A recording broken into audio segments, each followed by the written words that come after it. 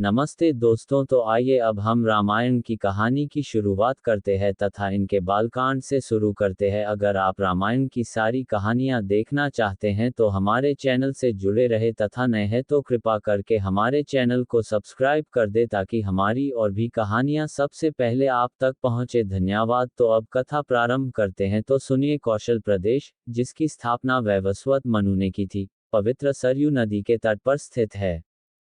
सुंदर एवं समृद्ध अयोध्या नगरी इस प्रदेश की राजधानी है। वैवस्वत मनु के वंश में अनेक शूरवीर, पराक्रमी, प्रतिभाशाली तथा यशस्वी राजा हुए, जिनमें से राजा दशरथ भी एक थे।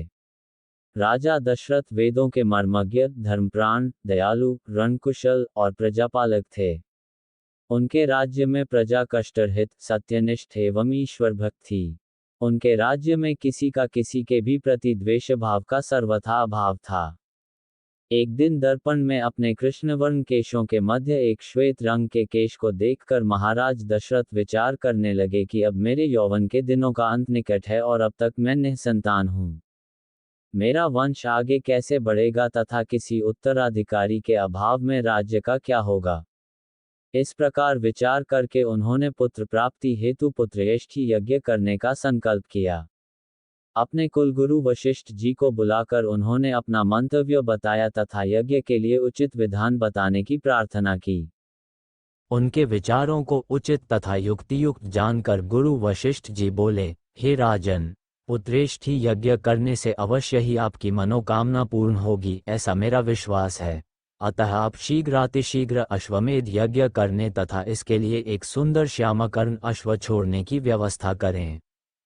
गुरु वशिष्ठ की मंत्रणा के अनुसार शीघ्र ही महाराज दशरथ ने सरयू नदी के उत्तरी तट पर सुसज्जित एवं अत्यंत मनोरम यज्ञशाला का निर्माण करवाया तथा मंत्रियों और सेवकों को सारी व्यवस्था करने की आज्ञा देकर महाराज दशरथ ने रनिवास में जाकर अपनी तीनों रानियों कौशल्या, कैकेयी और सुमित्रा को ये शुभ समाचार सुनाया। महाराज के वचनों को सुनकर सभी रानियां प्रसन्न हो गईं। अब आप एक बड़ी ही अनोखी कहानी सुनिए तथा कहानी पूरा देखें। तो आइए जानते हैं श्री राम के जन्म की कहानी। तो सुनिए। मंत्रीगणों तथा सेवकों ने महाराज की आज्ञानुसार श्यामकर्ण घोड़ा चतुरंगिनी सेना के साथ छुड़वा दिया। महाराज दशरथ ने देश देशांतर के मनस्वी, तपस्वी, विद्वान ऋषि मुनियों तथा वेदविज्ञ प्रकांड पंडितों को यज्ञ संपन्न कराने के लिए बुलावा भेज दिया। निश्चित समय आने पर समस्त अभ्यागतों के साथ महाराज दशरथ अपने गुरु वशिष्ठ जी तथा अपने परम मित्र अंग देश के अधिपति लोकपाद के जामाता ऋग ऋषि को लेकर यज्ञ मंडप में पधारे। इस प्रकार महान यज्ञ का विधिवत शुभारंभ किया गया। संपूर्ण वातावरण वेदों की ऋचाओं के उच्च स्वर में पाठ से गूंजने तथा समिधा की सुगंध से महकने लगा। समस्त पंडितों, ब्राह्मणों, ऋषियों आदि को यथोचित धन धान्य, गौ आदि भेंट करके सादर विदा करने के साथ यज्ञ की समाप्ति हुई। राजा दशरथ ने यज्ञ के प्रसाद चरा को अपने महल में ले जाकर अपनी तीनों रानियों में वितरित कर दिया। प्रसाद ग्रहण करने के परिणामस्वरूप परमपिता परमात्मा की कृपा से तीनों रानियों ने गर्भधारण किया। जब चैत्र मास के शुक्ल पक्ष की नवमी तिथि को पुनर्वसु नक्षत्र में सूर्य, मंगल, शनि, बृहस्पति तथा शुक्र अपने अपने उच्च स्थानों में विराजमान थे, कर्क लग्न का उदय होते ही महाराज दशरथ की बड़ी रानी कौशल्या के गर्भ से एक शिशु का जन्म हुआ जो कि श्याम वर्ण, अत्यंत तेजोमय, परम कांतिवान तथा अद्भुत सौंदर्यशाली था। उस शिशु को देखने वाले ठगे से रह जाते थे। इसके पश्चात शुभ नक्षत्रों और शुभ घड़ी में महारानी कैकेयी के एक तथा तीसरी रानी सुमित्रा के दो तेजस्वी पुत्रों का जन्म हुआ। संपूर्ण राज्य में आनंद मनाया जाने लगा। महाराज के चार पुत्रों के जन्म के उल्लास में गंधर्व गान करने लगे और अप्सराएं नृत्य करने लगीं। देवता अपने विमानों में बैठकर पुष्प वर्षा करने लगे। महाराज ने उन्मुक्त हस्त से राजद्वार पर आए हुए भाट, चारण तथा आशीर्वाद देने वाले ब्राह्मणों और याचकों को दान दक्षिणा दी। पुरस्कार में प्रजाजनों को धन धान्य तथा दरबारियों को रत्न, आभूषण तथा उपाधियां प्रदान किया गया। चारों पुत्रों का नामकरण संस्कार महर्षि वशिष्ठ के द्वारा कराया गया तथा उनके नाम रामचंद्र, भरत, लक्ष्मण और शत्रुघ्न रखे गए। आयु बढ़ने के साथ ही साथ रामचंद्र गुणों में भी अपने भाइयों से आगे बढ़ने तथा प्रजा में अत्यंत लोकप्रिय होने लगे। उनमें अत्यंत विलक्षण प्रतिभा थी, जिसके परिणाम स्वरूप अल्पकाल में ही वे समस्त विषयों में पारंगत हो गए। उन्हें सभी प्रकार के अस्त्र शस्त्रों को चलाने तथा हाथी, घोड़े एवं सभी प्रकार के वाहनों की सवारी में उन्हें असाधारण निपुणता प्राप्त हो गई। वे निरंतर माता पिता और गुरुजनों की सेवा में लगे रहते थे। उनका अनुसरण शेष 3 भाई भी करते थे। गुरुजनों के प्रति जितनी श्रद्धा भक्ति इन चारों भाइयों में थी, उतना ही उनमें परस्पर प्रेम और सौहार्द भी था। महाराज दशरथ का हृदय अपने चारों पुत्रों को देखकर गर्व और आनंद से भर उठता था। अब हम बताएंगे कैसे हुआ विश्वामित्र का आगमन, तो सुनिए। अयोध्यापति महाराज दशरथ के दरबार में यथोचित आसन पर गुरु वशिष्ठ, मंत्रीगण और दरबारीगण बैठे थे। अयोध्या नरेश ने गुरु वशिष्ठ से कहा, हे गुरुदेव, जीवन तो क्षणभंगुर है और मैं वृद्धावस्था की ओर अग्रसर होते जा रहा हूँ। राम, भरत, लक्ष्मण और शत्रुघ्न चारों ही राजकुमार अब वयस्क भी हो चुके हैं। मेरी इच्छा है कि इस शरीर को त्यागने के पहले राजकुमारों का विवाह देख लूं। अतः आपसे निवेदन है कि इन राजकुमारों के लिए योग्य कन्याओं की खोज करवाएं। महाराज दशरथ की बात पूरी होते ही द्वारपाल ने ऋषि विश्वामित्र के आगमन की सूचना दी। स्वयं राजा दशरथ ने द्वार तक जाकर विश्वामित्र की अभ्यर्थना की और आदरपूर्वक उन्हें दरबार के अंदर ले आए तथा गुरु वशिष्ठ के पास ही आसन देकर उनका यथोचित सत्कार किया। कुशल क्षेम पूछने के पश्चात राजा दशरथ ने विनम्र वाणी में ऋषि विश्वामित्र से कहा, हे मुनिश्रेष्ठ, आपके दर्शन से मैं कृतार्थ हुआ तथा आपके चरणों की पवित्र धूलि से यह राजदरबार और संपूर्ण अयोध्यापुरी धन्य हो गई। अब कृपा करके आप अपने आने का प्रयोजन बताइए। किसी भी प्रकार की आपकी सेवा करके मैं स्वयं को अत्यंत भाग्यशाली समझूंगा। राजा के विनयपूर्ण वचनों को सुनकर मुनि विश्वामित्र बोले, हे राजन, आपने अपने कुल की मर्यादा के अनुरूप ही वचन कहे हैं।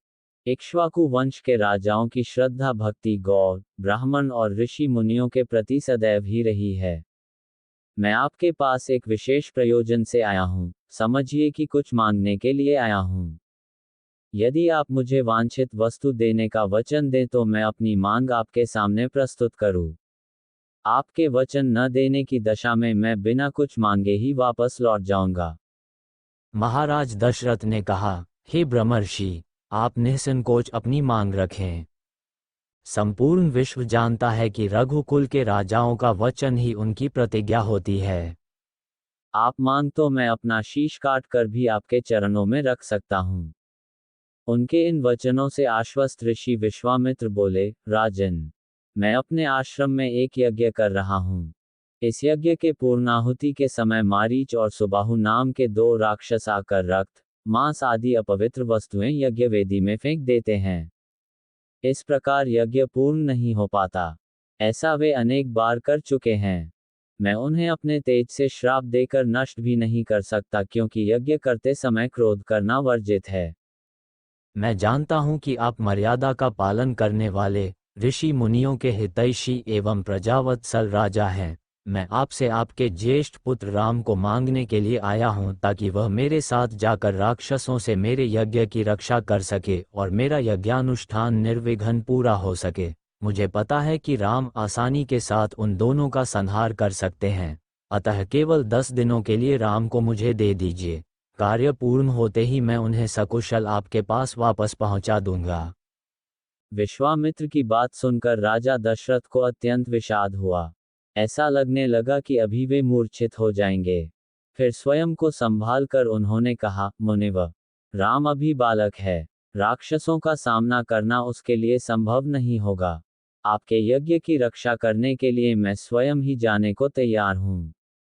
विश्वामित्र बोले, राजन, आप तनिक भी संदेह न करें कि राम उनका सामना नहीं कर सकते। मैंने अपने योगबल से उनकी शक्तियों का अनुमान लगा लिया है। आप निश्चिंत होकर राम को मेरे साथ भेज दीजिए। इस पर राजा दशरथ ने उत्तर दिया, हे मुनिश्रेष्ठ, राम ने अभी तक किसी राक्षस के माया प्रपंचों को नहीं देखा है और उसे इस प्रकार के युद्ध का अनुभव भी नहीं है। जब से उसने जन्म लिया है, मैंने उसे अपनी आंखों के सामने से कभी ओझल भी होने नहीं दिया है। उसके वियोग से मेरे प्राण निकल जावेंगे। आपसे विनय है कि कृपा करके मुझे ससैन्य चलने की आज्ञा दें। पुत्र मोह से ग्रसित होकर राजा दशरथ को अपनी प्रतिज्ञा से विचलित होते देख ऋषि विश्वामित्र आवेश में आ गए। उन्होंने कहा, राजन, मैं नहीं जानता था कि रघुकुल में अब प्रतिज्ञा पालन करने की परंपरा समाप्त हो गई है। यदि जानता होता तो मैं कदापि नहीं आता। लो, मैं अब चला जाता हूँ। बात समाप्त होते होते उनका मुख क्रोध से लाल हो गया। विश्वामित्र को इस प्रकार क्रुद्ध होते देखकर दरबारी एवं मंत्रीगण भयभीत हो गए और किसी प्रकार के अनिष्ट की कल्पना से वे कांप उठे। गुरु वशिष्ठ ने राजा को समझाया, हे राजन, पुत्र के मोह में ग्रसित होकर रघुकुल की मर्यादा, प्रतिज्ञा पालन और सत्यनिष्ठा को कलंकित मत कीजिए। मैं आपको परामर्श देता हूं कि आप राम के बालक होने की बात को भूलकर एवं निश्चिंत होकर राम को मुनिराज के साथ भेज दीजिए। महामुनि अत्यंत विद्वान, नीति निपुण और अस्त्र शस्त्र के ज्ञाता हैं। मुनिव के साथ जाने से राम का किसी प्रकार से भी अहित नहीं हो सकता, उल्टे वे इनके साथ रहकर शस्त्र और शास्त्र विद्याओं में अत्यधिक निपुण हो जाएंगे तथा उनका कल्याण ही होगा। गुरु वशिष्ठ के वचनों से आश्वस्त होकर राजा दशरथ ने राम को बुला भेजा। राम के साथ साथ लक्ष्मण भी वहां चले आए। राजा दशरथ ने राम को ऋषि विश्वामित्र के साथ जाने की आज्ञा दी। पिता की आज्ञा शिरोधार्य करके राम के मुनिवर के साथ जाने के लिए तैयार हो जाने पर लक्ष्मण ने भी ऋषि विश्वामित्र से साथ चलने के लिए प्रार्थना की और अपने पिता से भी राम के साथ जाने के लिए अनुमति मांगी। अनुमति मिल जाने पर राम और लक्ष्मण सभी गुरुजनों से आशीर्वाद लेकर ऋषि विश्वामित्र के साथ चल पड़े। समस्त अयोध्यावासियों ने देख कि मंद धीर गति से जाते हुए मुनिश्रेष्ठ विश्वामित्र के पीछे पीछे कंधों पर धनुष और तरकस में बाण रखे दोनों भाई राम और लक्ष्मण ऐसे लग रहे थे मानो ब्रह्मा जी के पीछे दोनों अश्विनी कुमार चले जा रहे हों। अद्भुत कांति से युक्त दोनों भाई गोह की त्वचा से बने दस्ताने पहने हुए थे। हाथों में धनुष और कटी में तीक्ष्ण धार वाली कृपानें शोभायमान हो रही थीं। ऐसा प्रतीत होता था मानो स्वयं शौर्य ही शरीर धारण करके चले जा रहे हों।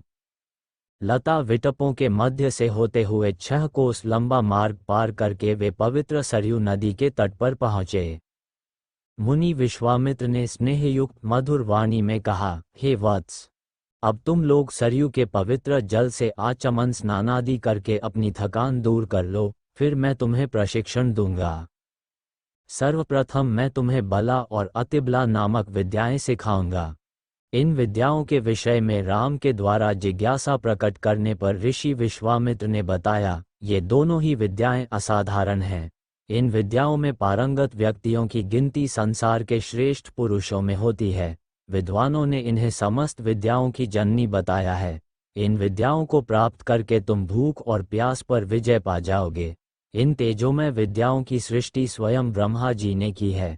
इन विद्याओं को पाने का अधिकारी समझकर मैं तुम्हें इन्हें प्रदान कर रहा हूँ। राम और लक्ष्मण के स्नानादि से निवृत्त होने के पश्चात विश्वामित्र जी ने उन्हें इन विद्याओं की दीक्षा दी। इन विद्याओं के प्राप्त हो जाने पर उनके मुखमंडल पर अद्भुत कांति आ गई। तीनों ने सरयू तट पर ही विश्राम किया। गुरु की सेवा करने के पश्चात दोनों भाई तृणशैयाओं पर सो गए। तो अब आप जानिए कि कामदेव कौन थे तथा उनका आश्रम के बारे में तो सुनिए। दूसरे दिन ब्राह्म मुहूर्त में निद्रा त्याग कर मुनि विश्वामित्र तृणशैयाओं पर विश्राम करते हुए राम और लक्ष्मण के पास जाकर बोले, हे राम और लक्ष्मण, जागो, रात्रि समाप्त हो गई है। कुछ ही काल में प्राची में भगवान भुवन भास्कर उदित होने वाले हैं। जिस प्रकार वे अंधकार का नाश कर समस्त दिशाओं में प्रकाश फैलाते हैं, उसी प्रकार तुम्हें भी अपने पराक्रम से राक्षसों का विनाश करना है। नित्य कर्म से निवृत्त हो, संध्या उपासना करो, अग्निहोत्रादि से देवताओं को प्रसन्न करो, आलस्य को त्यागो और शीघ्र उठ जाओ, क्योंकि अब सोने का समय नहीं है। गुरु की आज्ञा प्राप्त होते ही दोनों भाइयों ने शैया त्याग दिया और नित्य कर्म एवं स्नान ध्यान आदि से निवृत्त होकर मुनिवर के साथ गंगा तट की ओर चल दिए। वे गंगा और सरयू के संगम, जहाँ पर ऋषि मुनियों तथा तपस्वियों के शांत व सुंदर आश्रम बने हुए थे, पर पहुँचे। एक अत्यधिक सुंदर आश्रम को देखकर रामचंद्र ने गुरु विश्वामित्र से पूछा, हे गुरुवर, ये परम रमणीक आश्रम किन महर्षि का निवास स्थान है? राम के प्रश्न के उत्तर में ऋषि विश्वामित्र ने बताया, हे राम, यह एक विशेष आश्रम है। पूर्व काल में कैलाशपति महादेव ने यहाँ घोर तपस्या की थी। संपूर्ण विश्व उनकी तपस्या को देखकर विचलित हो उठा था। उनकी तपस्या से देवराज इंद्र भयभीत हो गए और उन्होंने शंकर जी के तप को भंग करने का निश्चय किया। इस कार्य के लिए उन्होंने कामदेव को नियुक्त कर दिया। भगवान शिव पर कामदेव ने एक के बाद एक कई बाण छोड़े जिससे उनकी तपस्या में बाधा पड़ी। क्रुद्ध होकर महादेव ने अपना तीसरा नेत्र खोल दिया। उस तीसरे नेत्र की तेजोमयी ज्वाला से जलकर कामदेव भस्म हो गए। देवता होने के कारण कामदेव की मृत्यु नहीं हुई, केवल शरीर ही नष्ट हुआ। इस प्रकार अंग नष्ट हो जाने के कारण उसका नाम अनंग हो गया और इस स्थान का नाम अंगदेश पड़ गया। ये भगवान शिव का आश्रम है, किंतु भगवान शिव के द्वारा यहाँ पर कामदेव को भस्म कर देने के कारण इसे कामदेव का आश्रम भी कहते हैं। गुरु विश्वामित्र की आदेशानुसार सभी ने वहीं रात्रि विश्राम करने का निश्चय किया। राम और लक्ष्मण दोनों भाइयों ने वन से कंद मूल फल लाकर मुनिवर को समर्पित किए और गुरु के साथ दोनों भाइयों ने प्रसाद ग्रहण किया। तत्पश्चात स्नान, संध्या, उपासना आदि से निवृत्त होकर राम और लक्ष्मण गुरु विश्वामित्र से अनेक प्रकार की कथाएं तथा धार्मिक प्रवचन सुनते रहे। अंत में गुरु की यथोचित सेवा करने के पश्चात आज्ञा पाकर वे परम पवित्र गायत्री मंत्र का जाप करते हुए तृणशैयों पर जा विश्राम करने लगे। तो क्या आप जानते हैं कि कौन था ताड़का? तो आइए जानते हैं, तथा ऐसे ही अनोखी एवं रोचक भरी कहानी सुनने के लिए हमारे चैनल को सब्सक्राइब जरूर करें। धन्यवाद। तो सुनिए। स्त्री के रूप में ताड़का एक घोर पाप है और पाप को नष्ट करने में कोई पाप नहीं होता। हे राम, तुम इस पापिनी का संहार कर दो। प्रातःकाल स्नान, संध्योपासनादि कार्यों से निवृत्त होकर राम और लक्ष्मण गुरु विश्वामित्र के साथ सरिता तट पर पहुंचे। एक वनवासी मुनि ने विश्वामित्र के साथ दो सुकुमार बालकों को देखा तथा उनका परिचय प्राप्त कर वे एक छोटी सी सुंदर नौक ले आए और विश्वामित्र से बोले, हे मुनिराज, आप इन राजकुमारों के साथ इस नौक पर बैठकर सरिता पार कर लीजिए। विश्वामित्र जी ने उस मुनि को धन्यवाद दिया और राम तथा लक्ष्मण के साथ नौक पर सवार हो गए। इस प्रकार वे सागर से मिलन की आतुरता में कलकलनाद के साथ दौड़ती जा रही उस नदी को पार कर गए। नदी के उस पार एक भयानक वन था। उस वन को देखकर राम बोले, गुरुदेव, यह वन तो बड़ा भयंकर है। सभी ओर से सिंह, व्याघ्र आदि हिंसक पशुओं के दहाड़ने और हाथियों के चिंघाड़ने की ध्वनियां आ रही हैं। जंगली सुअर, भालू, वन भैंसें आदि वन्य प्राणी भ्रमण करते दृष्टिगत हो रहे हैं। वृक्षों की सघनता के कारण सूर्य का प्रकाश इस वन के भीतर घुसने का साहस नहीं कर पा रहा है और इसी कारणवश चारों ओर अंधकार हो रहा है। इस अति दुर्गम वन का क्या नाम है? राम के इस प्रश्न का उत्तर विश्वामित्र ने इस प्रकार दिया, हे राघव, पूर्व काल में इस स्थान में वन न होकर मलदा और करूप नाम के दो बड़े समृद्ध राज्य हुआ करते थे।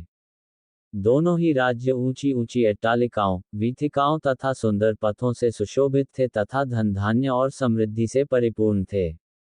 दूर दूर के व्यापारी यहाँ पर व्यापार करने आया करते थे। किंतु ताड़का नामक एक यक्ष कन्या ने उन दोनों राज्यों का विनाश कर दिया। ऋषि विश्वामित्र ने आगे बताया, ताड़का कोई साधारण स्त्री न होकर सुंद नाम के राक्षस की पत्नी और मारीच नामक राक्षस की माता है। उसके शरीर में 1000 हाथियों के बराबर बल है और वह अत्यंत पराक्रमी और शक्तिशाली है। इस प्रदेश को नष्ट करने के पश्चात ताड़का ने अपने पुत्र मारीच के साथ मिलकर यहाँ के समस्त निवासियों को मारकर खा डाला। अब उनके भय से यहाँ 2-2 कोस दूर तक किसी मनुष्य की परछाई भी दिखाई नहीं देती। भूलवश यदि कोई यहाँ आ भी जाए तो जीवित नहीं लौट पाता। उसी ताड़का का संहार करने के लिए ही मैं तुम्हें यहाँ लाया हूँ। राम ने आश्चर्य से पूछा, गुरुदेव, स्त्रियां तो कोमल और दुर्बल होती हैं, फिर ताड़का में 1000 हाथियों का बल कैसे आ गया? ऐसा प्रतीत होता है कि अवश्य कुछ न कुछ रहस्य है। विश्वामित्र बोले, वत्स, तुम्हारा कथन सत्य है और वास्तव में इसके पीछे एक रहस्य है। सुकेतु नाम का एक अत्यंत बलवान यक्ष था। वह संतानहीन था, अतः संतान प्राप्ति के उद्देश्य से उसने ब्रह्मा जी की कठोर तपस्या की। उसकी तपस्या से प्रसन्न होकर ब्रह्मा जी ने उसे संतान होने का वरदान दे दिया। परिणामस्वरूप ताड़का का जन्म हुआ। सुकेतु के द्वारा ताड़का के अत्यंत बली होने का वर मांगने पर ब्रह्मा जी ने उसके शरीर में 1000 हाथियों का बल दे दिया। विवाह योग्य आयु होने पर सुकेतु ने ताड़का का विवाह सुंद नामक राक्षस से कर दिया और उससे मारीच का जन्म हुआ। मारीच भी अपनी माता के समान बलवान और पराक्रमी था। वह सुंद राक्षस का पुत्र होकर भी स्वयं राक्षस नहीं था, किंतु बाल्यकाल में वह बहुत उपद्रवी था। ऋषि मुनियों को अकारण कष्ट दिया करता था। उसके उपद्रवों से त्रस्त होकर एक दिन अगस्त्य मुनि ने उसे राक्षस हो जाने का शाप दे दिया। अपने पुत्र के राक्षस गति प्राप्त हो जाने से सुंद अत्यंत क्रोधित हो गया और अगस्त्य ऋषि को मारने दौड़ा। इस पर अगस्त्य ऋषि ने शाप देकर सुंद को तत्काल भस्म कर दिया। अपने पति की मृत्यु का बदला लेने के लिए ताड़का भी अगस्त्य ऋषि पर झपटी। इस पर अगस्त्य ऋषि ने शाप देकर ताड़का के सौंदर्य को नष्ट कर दिया और वह अत्यंत कुरूप हो गई। अपनी कुरूपता को देखकर और अपने पति की मृत्यु का बदला लेने के लिए ताड़का ने अगस्त्य मुनि के आश्रम को नष्ट करने का संकल्प किया है। अतः हे राम, मैं तुम्हें आज्ञा देता हूं कि तुम ताड़का का वध करो। तुम्हारे अतिरिक्त इसका वध कोई भी नहीं कर सकता। अपने मन से यह विचार निकाल दो कि यह स्त्री है और स्त्री का वध मैं कैसे करूं। स्त्री के रूप में यह एक घोर पाप है और पाप को नष्ट करने में कोई पाप नहीं होता। समस्त संशय को त्याग कर मेरी आज्ञा से तुम इस पापिनी का संहार कर दो। राम ने कहा, गुरुदेव, आपकी आज्ञा मुझे शिरोधार्य है। समस्त मानवों के कल्याण के लिए मैं अवश्य ही ताड़का का वध करूंगा। इतना कहकर राम ने अपने धनुष पर बाण रखकर उसकी प्रत्यंचा को कान तक खींचकर भयंकर टंकार किया। टंकार से उत्पन्न ध्वनि से समस्त वन प्रांत गुंजायमान हो उठा। वन्य प्राणी भयभीत होकर इधर उधर भागने लगे। इस प्रकार की अप्रत्याशित खलबली मची देखकर ताड़का क्रोध से भर उठी। धनुष ताने राम को देखते ही इस विचार से कि कोई अपरिचित कुमार उसके साम्राज्य पर आधिपत्य करना चाहता है, वह क्रोध से पागल हो गई। राम पर आक्रमण करने के लिए वह तीव्र गति से उन पर झपटी। ताड़का को अपनी ओर आते देखकर राम ने लक्ष्मण से कहा, हे सौमित्र, ताड़ के वृक्ष जैसी विशाल और विकराल मुख वाली इस राक्षसी का शरीर कितना कुरूप है। इसकी मुख मुद्रा देखकर ही प्रतीत होता है कि यह बड़ी हिंसक है और निरीह प्राणियों की हत्या करके उनका रक्तपान करने में इसे बहुत आनंद आता होगा। तुम एक तरफ सावधान होकर खड़े हो जाओ और देखो कि कैसे इसे मैं अभी यमलोक भेजता हूँ। विकराल देहधारिणी ताड़का अपने बड़े बड़े दांत चमकाती, भुजाओं को फैलाए हुए द्रुतगामी बिजली की तरह राम और लक्ष्मण पर अत्यंत तीव्रता के साथ झपटी। राम इस भयंकर आक्रमण के लिए पहले से ही तत्पर थे। उन्होंने तीक्ष्ण बाण चलाकर उसके हृदय को छलनी कर दिया।